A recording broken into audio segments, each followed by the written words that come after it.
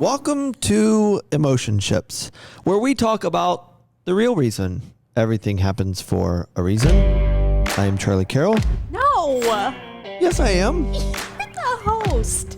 Just hang tight for a second, can you? I am your host,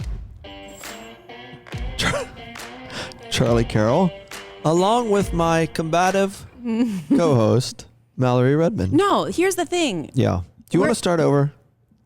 No. Okay. Go Your ahead. best is good enough. Was that your best? I mean, I thought it was. Well, you got into a rhythm of how you do it, and now you're not doing it in that rhythm, and it's messing all of us up. Let's start over. I speak for the Emotionships community when I say you're messing us all up. Welcome to Emotionships, where we talk about the real reason everything happens for a reason. I'm your host, Charlie Carroll, along with my combative co-host, Mallory Redmond. Mal, welcome to the program, episode 31. Here we go. Woo! Okay, so you know what's so great is we made it to episode 31 because episode 30 was a little heated. It was. And look out, world, we're still friends. We are still friends. Here we are, we're back. It was a little heated. I remember saying something like we needed to talk about or bring a finishing thought to episode 30, but I can't remember what that was. Maybe just about that combative nature of going back and forth, and it's worth it to kind of argue it out sometimes. Yeah. Well, and that you can see things from different perspectives and not hate each other. Yeah, no, not at all. And I just said to you after the program, when the microphone was turned off, that it wasn't personal. I'm just really trying to argue it out to see where things lie. Yeah. You know what I was thinking this morning is sometimes I forget when we're recording a podcast that people listen to them. Yeah. You know when you're singing in your car? Yeah. And you hopefully not wearing your mask, ladies and gentlemen. No, you don't need to wear your mask in the car, but you forget that people can see you. Yeah. When you're in your car. Yeah. Well, that's why you tint your windows. Well, not all of us are Charlie Carroll. Well, that's true. Anyways, sometimes I forget that people listen to this, so. People are listening. Numbers are going up. And Gilman. We are grateful. Gilman, numbers are going up. Do you know that? I feel like I'm really loud. No, not to me. Sound good, Mal. Okay. All right. How are you? I'm doing well. Yeah? Doing well. Went for another jog today. So did I. Yeah, it felt really good. Very humid outside. It is, but these days will not be here much longer. That's true. So you have to take advantage of them while you can. We are now in September. I had a great session yesterday on our Peloton, and that felt really good. That's a preview of what winter holds for me. Yeah. I often do not jog outside as much. Yeah. And so if it's sunny and cold, I'll hit to the road. But when it is cold and dark or cloudy, I tend to get on that Peloton, and I like it a lot. Yeah, that's super fancy. I work out on a broken elliptical in my garage. Yeah. So I guess I have room to grow. Always. It doesn't turn on, but it still moves, so I use it. That's really interesting. Yeah. Just in the garage. Do you have any idea why it doesn't turn on? No, we have tried to troubleshoot and... Well, it's kind of like I heard they were bringing Rocky IV back to the big screen. It's kind of really? That's something that you would see in Russia as he goes to train for the fight. It's an elliptical, but it doesn't come on. Yeah. So there's just not the resistance is what the resistance is. Yeah, and it doesn't change. Yeah. But at least... But I sweat. It's a workout. Yeah. My heart rate gets elevated. Yeah, so I tend to jog at night. It's not uncommon that I'll go out at 10 o'clock or 10:30 for a jog especially if I have not eaten the way I want to. Mm-hmm. You know, if I had too much or there were too many carbs, I'll go out on a jog to try to burn that fuel up so I can sleep well. And it kind of settles my mind to go out on a good jog. Sure. And in our neighborhood, and I'll tie this in here in a second, we have a U.S. Marshal who is in charge of all of the U.S. Marshals for the region. Oh, gosh. And so really good guy. And works obviously he's out of Dayton here, but he's responsible for a couple of states worth of U.S. Marshals. And at night when it's really dark out, I always think, because I go down in his cul-de-sac by his house, I don't want to be misinterpreted. Oh, like an intruder. Yeah. Yeah, because he's very particular about coming onto his property. So I'm very careful with that. But you probably saw in the headlines yesterday, Wait, that was the end of the story? No, I'm going to tie it in right now. Oh, okay. The U.S. Marshals found 25 missing Ohio children. And it made me think, when I saw this article yesterday, it made me think of my friend in the neighborhood. But the U.S. Marshals found 25 missing Ohio children, ranging from 3 years old to 21 years old. No way. Yeah, so I saw in the news that they had found children in, I think it was Atlanta. Yeah.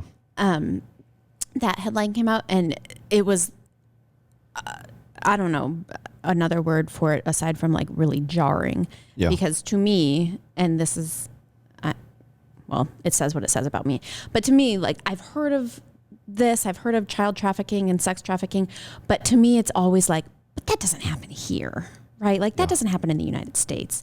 And then the story came out about Atlanta, and I was like, whoa, that's like really close to us. And then it came out that in Cleveland yesterday, I think that's when I saw the headline about Cleveland, and it's just like, it's happening here. Well, we are in the shadow of the mecca of sex trafficking here in Dayton, Ohio, being south by about 8 miles of 70 and 75. So for those of you that are listening and are not familiar with Dayton geography, Dayton is located in a very strategic place for our country, because just north of Dayton is where the two largest highways intersect for the country. And so 75 runs north and south all the way up into Canada, all the way down to Miami.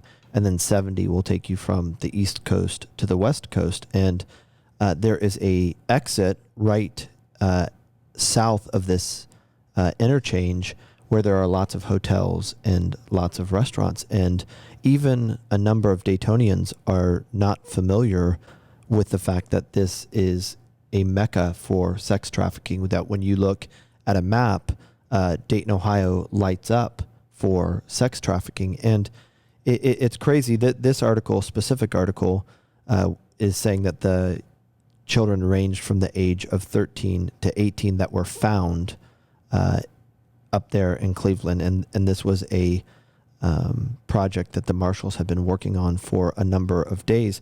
But because of the proximity to 70 and 75, there are certain things that you look for, just like drugs. Drugs are another issue in this area, because a lot of people will come up from the south or come over from the east or west to hook up near this interchange and to take their drugs or to take their assets, their children, and to disperse them. I mean, this is the world that we live in. And working in the poverty alleviation community and even here at the church, it's amazing when you start talking about these things, just how many people are unaware of the number of children that literally are kidnapped off of their sidewalk or out of their neighborhood and then literally abused for a certain period of time to train these children or break these children, so that they will not run and they will listen to everything that is said to them. You know, I don't know how many years ago it was now that that movie Taken. Have you ever seen that? Liam Neeson? Yes. Yes. That is one I have seen. I mean, you don't have to go to the Far East to see that. I mean, that is here in the United States, where young children are being kidnapped and conditioned to be in the sex slave trade industry. And I think that's what gets me, is because, you know, I've done some, I guess like mission work in like Thailand and the red light district and stuff like that. And it's like it's common knowledge, right? Like the stuff that happens overseas, more or less. And it's just not something that at least in my circles, not something that's talked about. And so these stories that are coming out right now of all these kids that are being found like in Atlanta and in Cleveland, the narrative of at least the people that I'm connected to is like, why are we not hearing about this in like the mainstream media? Like, why isn't this something that is more talked about? And I think that's kind of frightening. Sure. That it's not talked about. Yeah. Do you have any guesses or what would be your opinion as to why it's not talked about? Money and power. Yeah, I agree. I agree. I mean, and that tends to be, and I'm not, I'm not criticizing anyone that is in the media business, but there are certain things that sell, and, it's like fishing, that you don't throw a bolt in the water on a fishing line to lure a fish. And marketing, whether it's the media trying to get viewers or a company trying to sell something, starts with the idea of what is going to be appealing to the viewers or to the person on the other end of the line. Like, what are they going to bite on? And so I think when you look at stories like this and you talk about sex trafficking, it's easy to see why so many people think that could never happen to them, or that it's not happening here.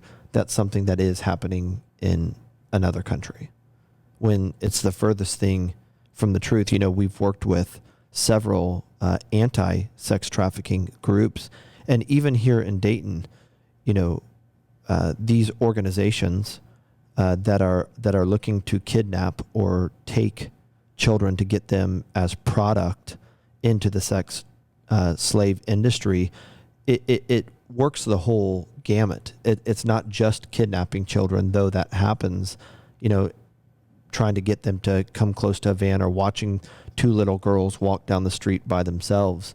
It happens that way.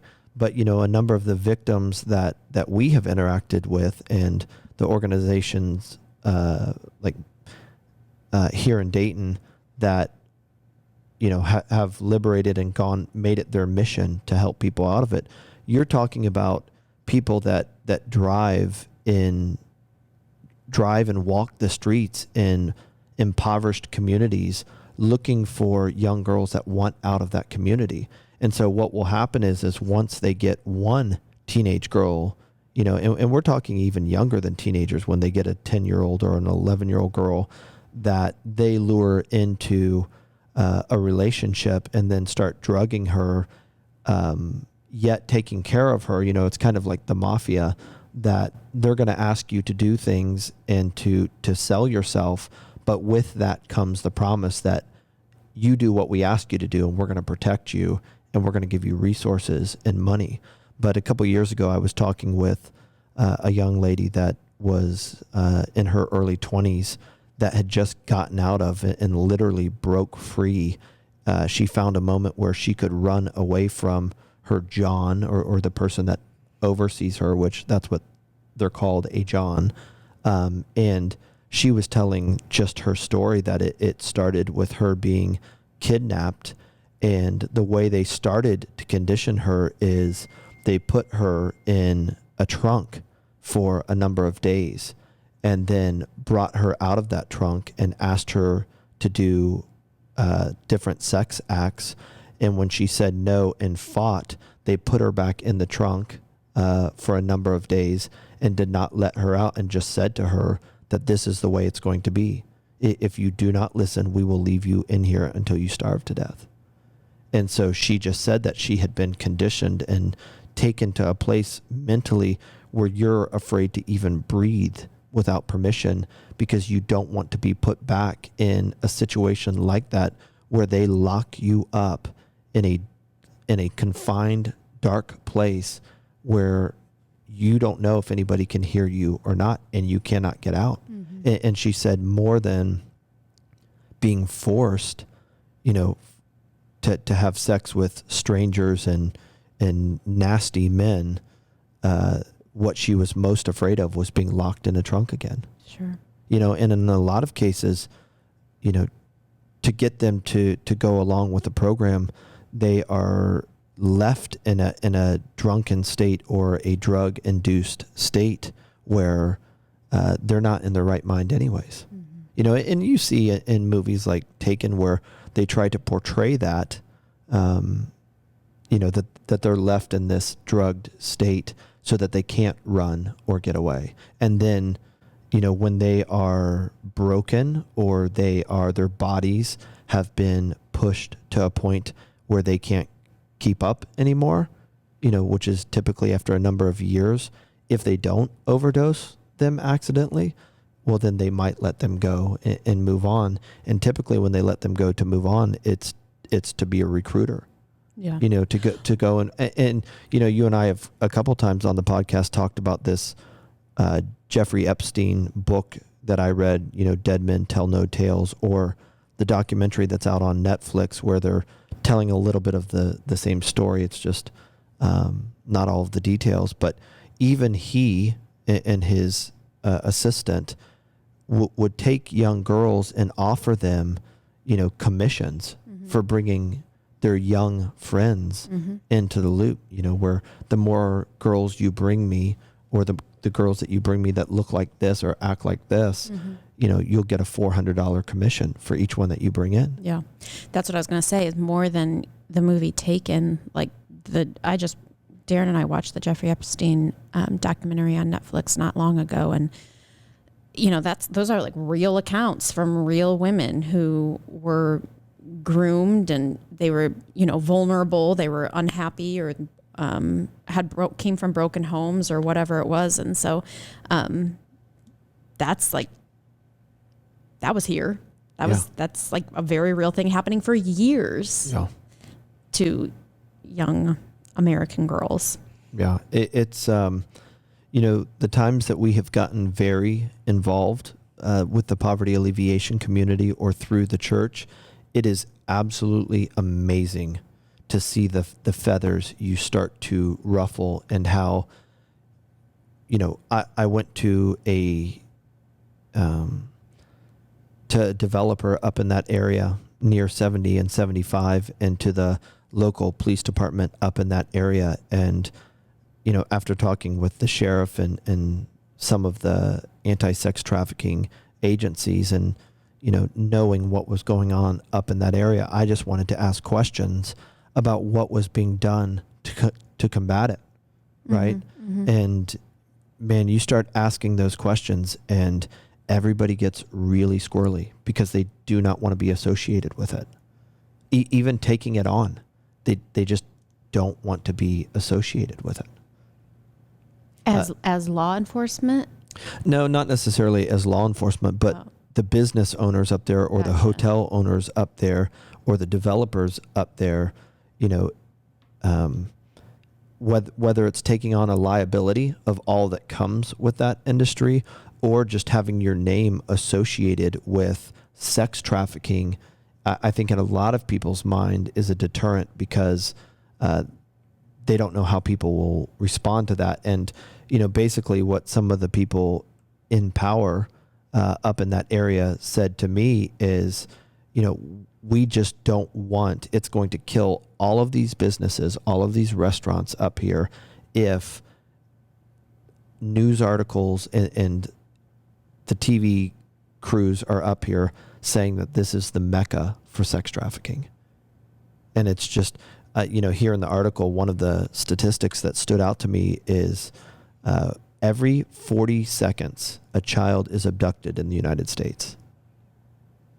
Every 40 seconds. Yeah. And it's like, how have we gotten to a place where if it's not our child, we're not as worried about it, or it doesn't move us? And that's the thing, is even when you talk about the media, like, how would this story not sell? Like, many people in the country have children, right? And it makes it really real. Like, I read I think it was in the Atlanta story where they found the missing kids in Atlanta. Some of those kids were 3 years old. Yeah. Like, my oldest daughter's not even quite 2.5. Like, she doesn't even know how to put her pants on, like she's a baby. Yeah. And they're being taken and done whatever is happening to them. I'm not even entirely sure, but groomed for this lifestyle. I mean, it's horrifying. Yeah. Well, a lot of it comes back to if we make everything else the problem, and we've talked about this with, mass shootings and everything, where, I've written articles about everything but evil, that we don't ever want to take it back to the idea that evil is a real concept and that it exists. And any human being, especially when you look at the generational ramifications of our decisions, any person can become an instrument of evil. But here's the catch. If any of us can be an instrument of evil and it starts small, then I have an obligation to guard my heart and to live in a way that I'm an advocate for good and goodness versus evil. And when evil is the ultimate problem, that can become a generational compounding effect, then what might I have to give up, or what might we have to talk about and be willing to eradicate or get rid of, because it's not what's best for the entire community when you take into consideration where it can lead. Here's an example. Talking about everything but evil, right? And evil being the problem. We live in a society that says, live your truth.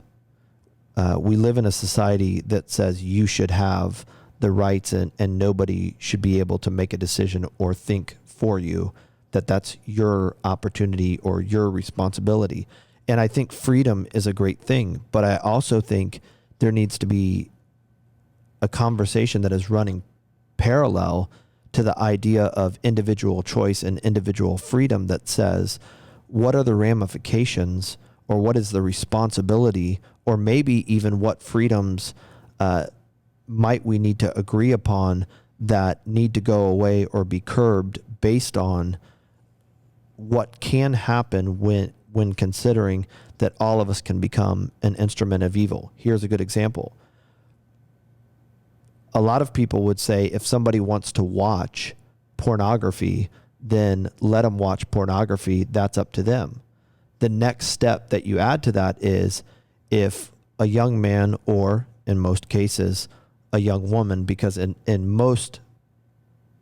a lot of pornography, it is the woman that is the object of the satisfaction or the gratification there. Mm-hmm. And so are people willing to take the next step? And I think generally speaking, they are. If a woman wants to be filmed, having sex with another man, or by having sex with multiple men and being the object of gratification for all of those men that are sexually gratifying themselves, then who am I to stop that? I think that's where most people would be. Like, a lot of people will say, well, I don't agree with it, but at the same time, if that's what she or they want to do, then we need to let that happen.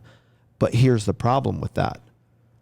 If you look at history and you look at psychology, we know that that is not healthy for the human psyche, that you can actually condition young men who watch a lot of pornography to do nothing but view a woman as nothing more than an object of gratification. Mm-hmm. And it is not uncommon that a lot of men that end up progressing on an evil path to where they rape someone or sexually take advantage of someone against that person's will, that they started with it just as entertainment, right?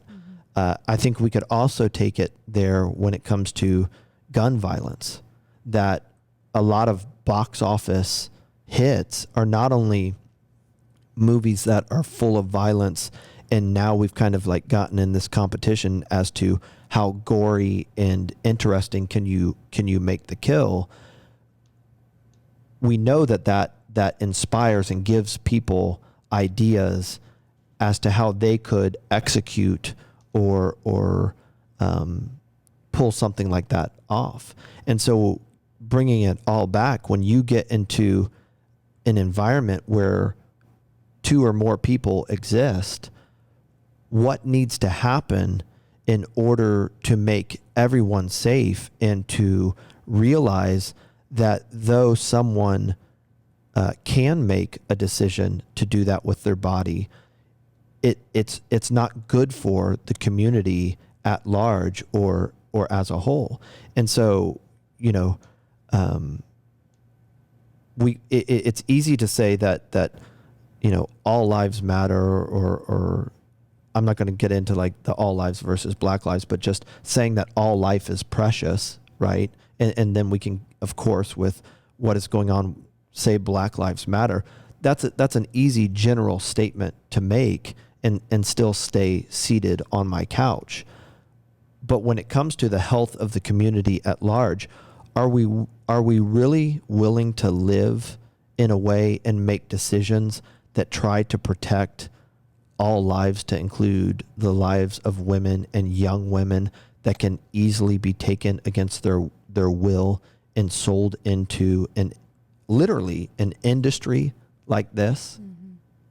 And so that's why I think that there are cases like this that are absolute evil, that might not be talked about, because if we start talking about it, there's nowhere to go if you're not willing to consider evil as the primary culprit and then ask the question, what must we do in order to push this back or to stop this from happening? Right. Yeah, I mean, I think there's so much personal responsibility that can be taken, and it can feel so overwhelming, though, when you look at it like systemically, or like as the society as a whole, and you see how much evil there is, and it feels like, well, I'm only one person, and this feels way too big to take on myself.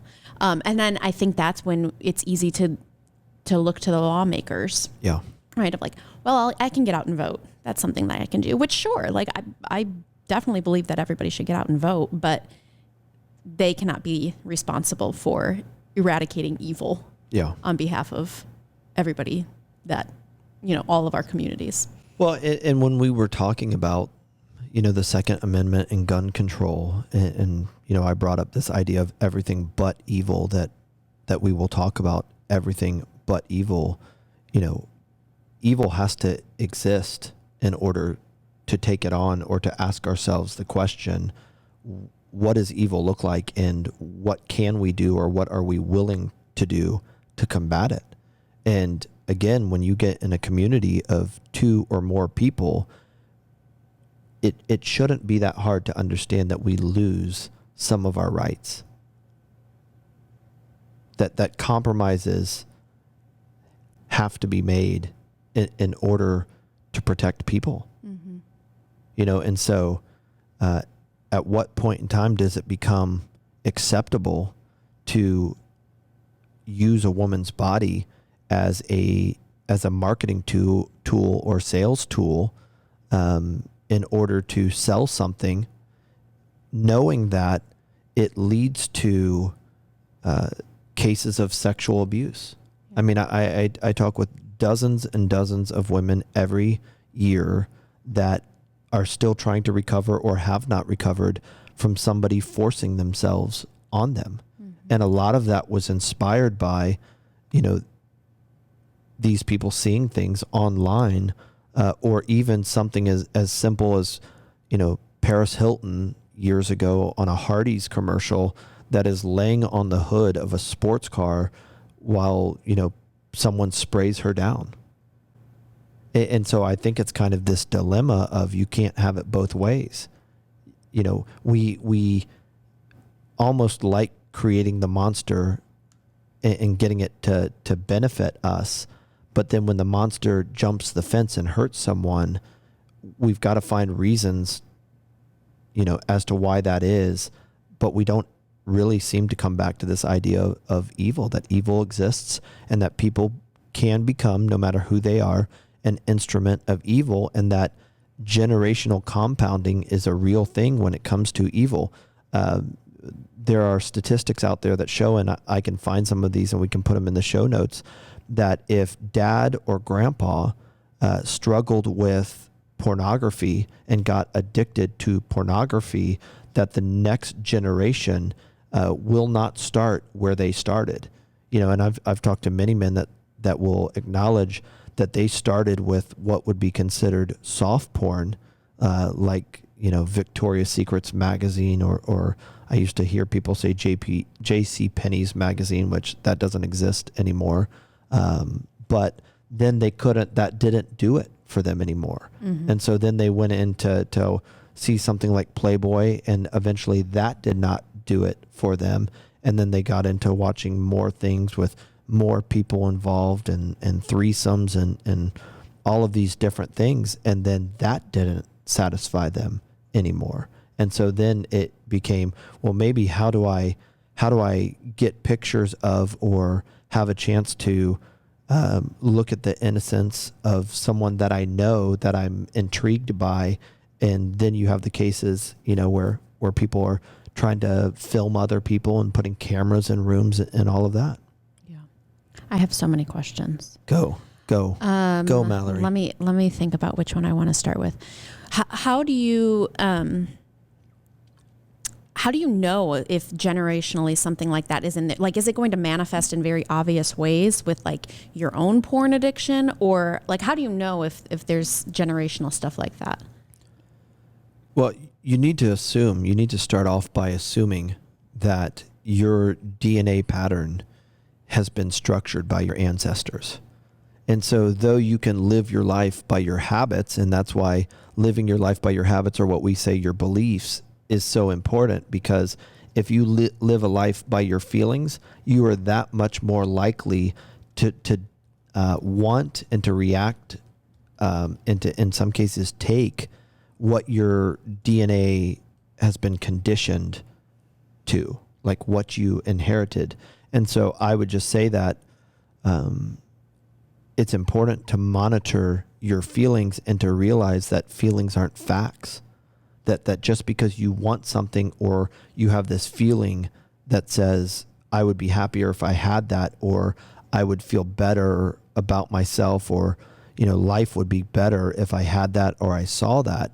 You've got to understand just foundationally, and doing our work in areas or communities that have a lot of poverty in them, this is just a general principle that is not understood. Feelings are not facts. Just because you have that feeling or that thought does not mean that it's a fact. And often, because of the way that we are made, which is to be satisfied and to feel fulfilled and successful, that we will have feelings and thoughts that want that result prematurely, or want it without doing the work.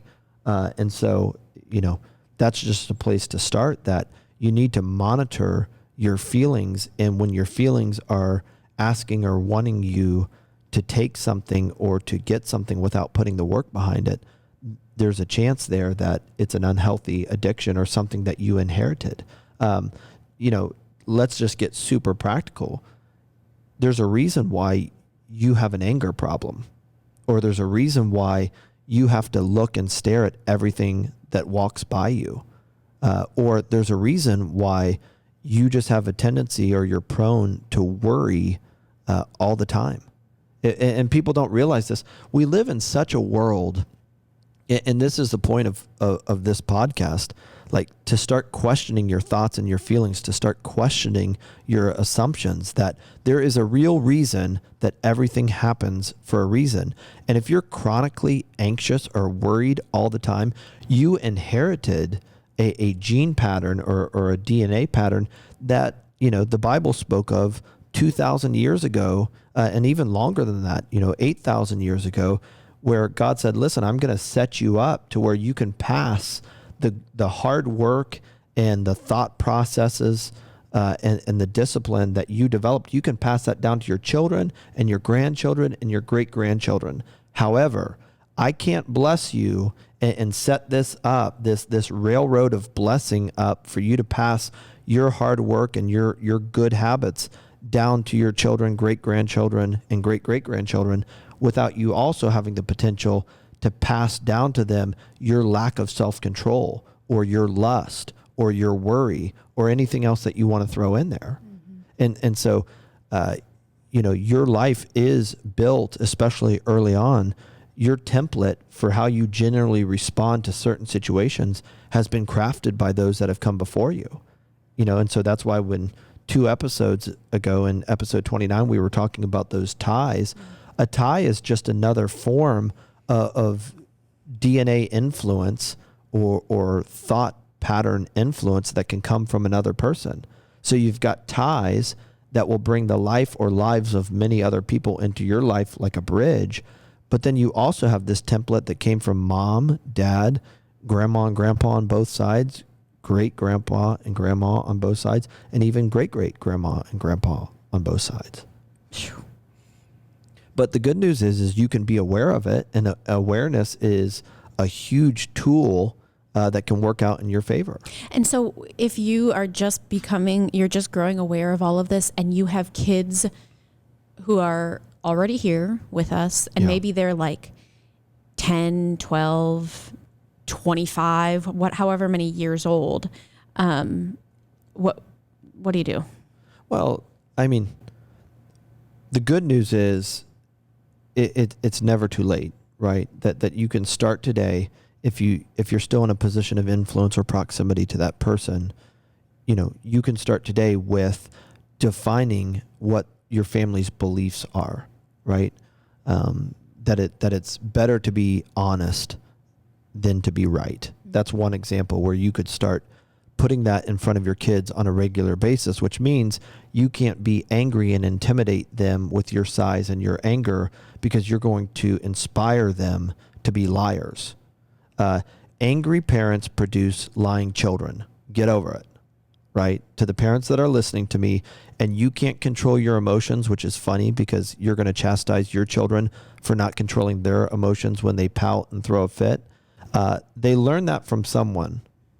And of course, children, are born in a way that they don't understand that little sister wants to play with my toys, and that's okay. But even more than that, we have an opportunity to demonstrate and to live and show them that we prefer other people, and that it's really better for us as a human being to prefer others and put their needs in front of our own. It's more satisfying and more rewarding long term than always trying to gratify my own desires. That the pursuit of happiness does not lead to happiness. It's really sacrifice and service lead to happiness. Mm-hmm. We know that from science. And so, when parents are angry, because typically it comes from an abundance of uncertainty in their life, and that has been passed down from generation to generation, a typical response to uncertainty, which is another word for stress, is anger. And so if you're an angry parent, all you're going to do is produce a lying child. Why?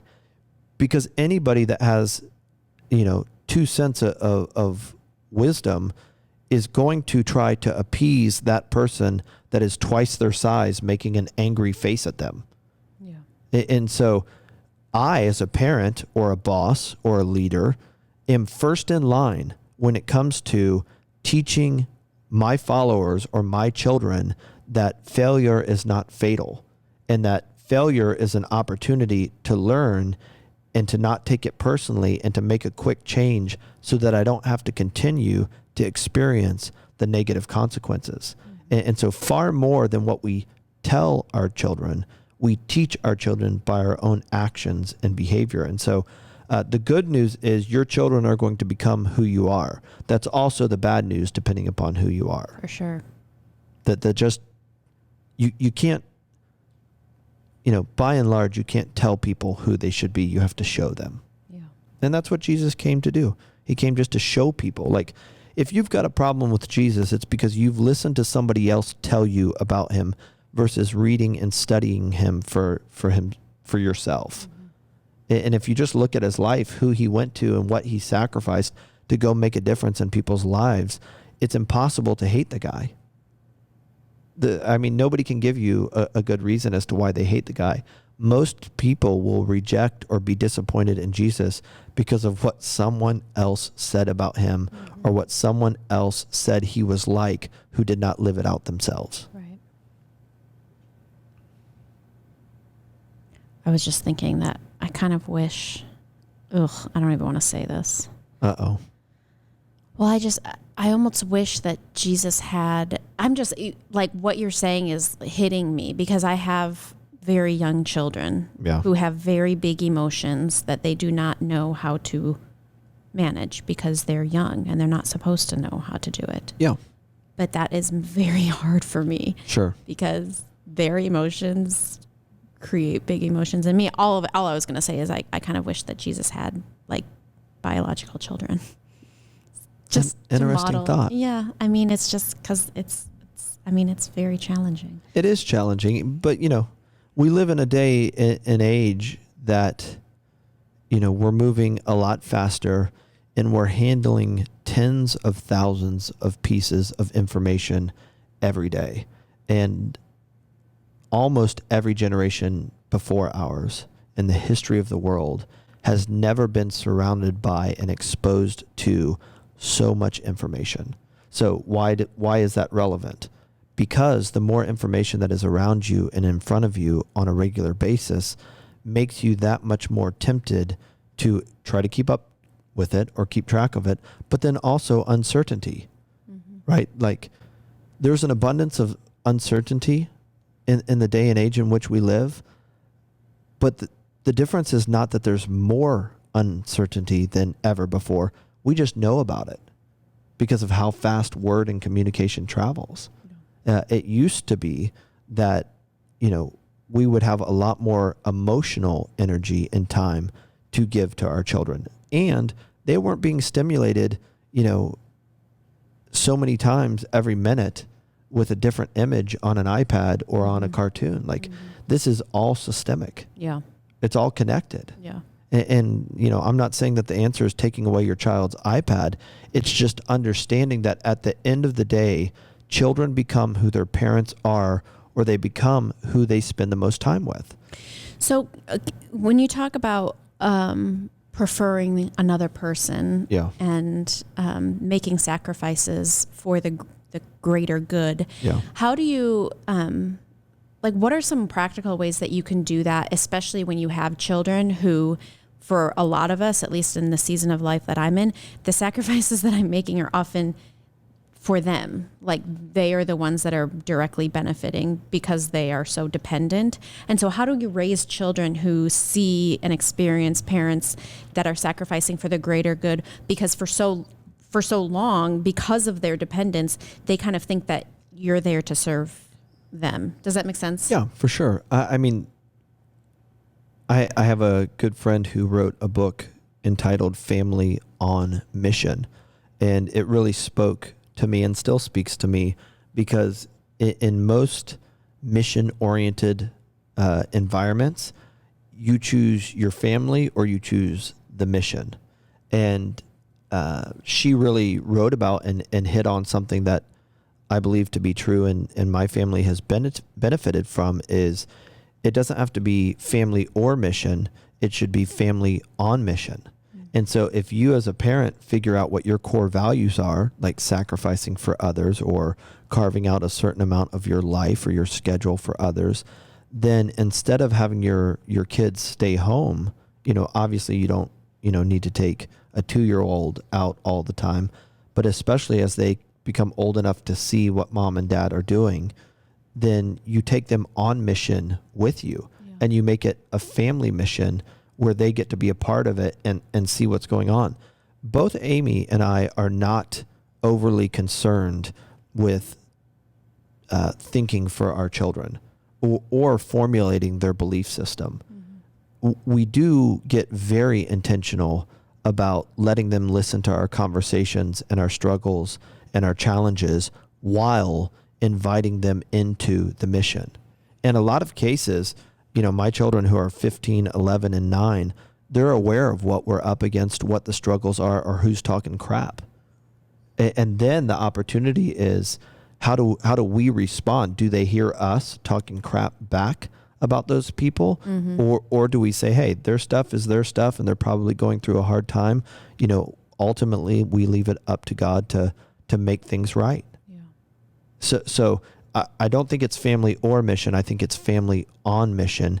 And whenever you can invite your children into your belief system, primarily through your steps and your actions, then do it. Yeah, that's good. I just think that, again, we have an energy field, and all we are is energy anyways, and our skin cells are energy, and our bones are energy, and our organs operate and pump. Our heart pumps off of, electrical energy. And at the end of the day, that energy has an orientation. And to me, it is 10 times more important for my energy to be light and full of love and good and others focused, and to invite my kids into that, or to live in the same house with that, versus taking a whiteboard and drawing bullet points and telling them what our belief system is. For sure. Yep. It's interesting because we were talking about, opening up with sex trade and trafficking conversation, and just looking at children in this situation. A number of them are runaways because they're trying to flee the chaos and the anger and the evil that is in their home.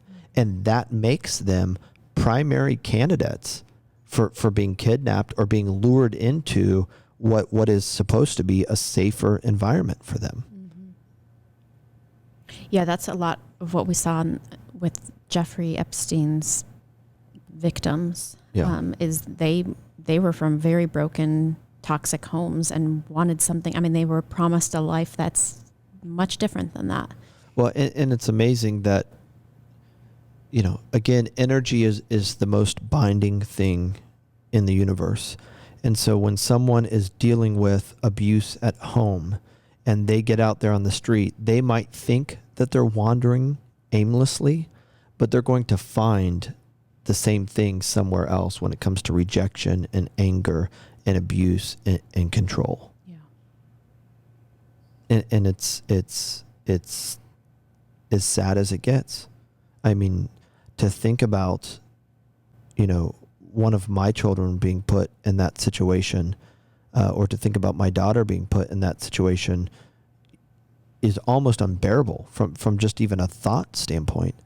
Well, what makes my daughter any different than my neighbor's child, or someone, on the other side of the river, or 10 miles away, or even in another state, let alone another country? Right. I mean, it is. Well, and that's what that's where, I guess it just goes back to evil. I want to make sense of it all because I think, all of these, like when we talk about politics, yeah.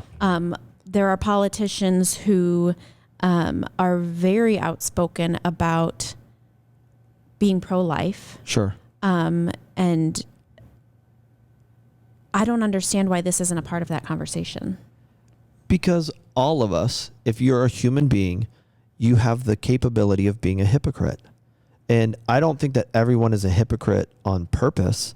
I think we get super focused on the issues in front of us, and we can advocate for certain things that we honestly think we believe.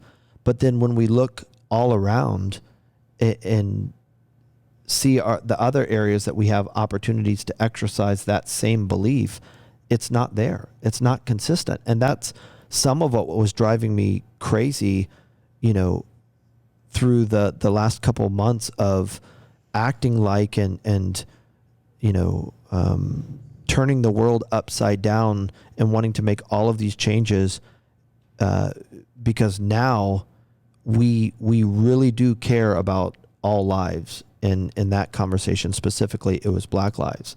And I just think that we have to be careful, because though that is true, right, and specifically with George Floyd's life matters, and what that represented and represents matters. But so do every one of these children's life. Their life matters and deserves to be talked about. And so what do we need to do in order to be advocates for life altogether, which would include situations like George Floyd? And I think, honestly, we don't have that conversation because it would ask us to give up too much. Yeah. But at the end of the day, it's evil. Well, ignorance is definitely blissful. right? And I think that's what's been challenging for a lot of people in the conversation about racism is I don't want to have to see where, like, the areas in my life where I might be a little bit racist or have, like it's hard to see. And so it's a lot easier if we just let it all fly under the radar and keep living our lives and not have these things come to the surface, because then we have to actually do something about them. And so then if you get into the application of it, right? Like, okay, what would you do if you were in charge, or what do you suggest I do? Right? Like, if you're listening to this podcast, what do I do to combat evil? And the answer is, you don't combat evil by trying to get rid of evil. You can only combat evil by trying to deliver and instill good and light in those situations. Now, if I have an opportunity to exercise evil through selfishness and preferring myself, that's something that I can put a stop to. But especially when it comes to the acts of others, the best way to combat evil is by being a catalyst of good and for good. And that's what Jesus said. Like, you don't really get any credit when you love those that love you. Yeah. Where it really shows up and where it's important is when you love those that don't love you. Mm-hmm. That's how you combat evil with good. And literally, those are his words: combat evil with good. Be an instrument of good. And so, more than putting posts out on social media, if you're listening to this, or aligning yourself with one political party or the other, when's the last time you just set out on any given day to go find an opportunity to be an instrument of good? And I think, honestly, if we thought that way and more of us thought that way, like, I have an opportunity to be an instrument of good and doing something good today, or combating evil through or with goodness, I think the world could be a better place. For sure. And I think that's really good news for people who might feel like they have lost a purpose in life, or they don't have a purpose. Or, sure. I mean, yeah, you do. Are you kidding me? Oh, there are. Well, and that's, that's what I've said through this whole situation, that there are plenty of people out there that are suffering injustice that you can go make a difference in their life today, that you don't have to wait on anybody else's permission. I mean, if you've got a big mouth and you're the one putting all those posts out on social media, you're not being as effective as you could by just going out there and being a force for justice. Mm-hmm. Because those opportunities are you could spend every hour of your day, every day, being a force for justice and bringing light to a lot of dark places. Where you better check yourself is if you're the one that is the great defender of justice and good online, but you never do anything or move anywhere. I would be suspicious of how much you really believe what you're saying. Maybe you're just a diehard Republican or a diehard Democrat and you really don't care about justice. Your sense of security or your sense of wanting certainty versus uncertainty is attached to a political party, versus you realizing that though you as an individual can't change the world, you can go change one person's world today by being a force for good and justice. Episode 31, Emotionships. I'm your host, Charlie Carroll, along with my lovely co-host, Valerie Redmond.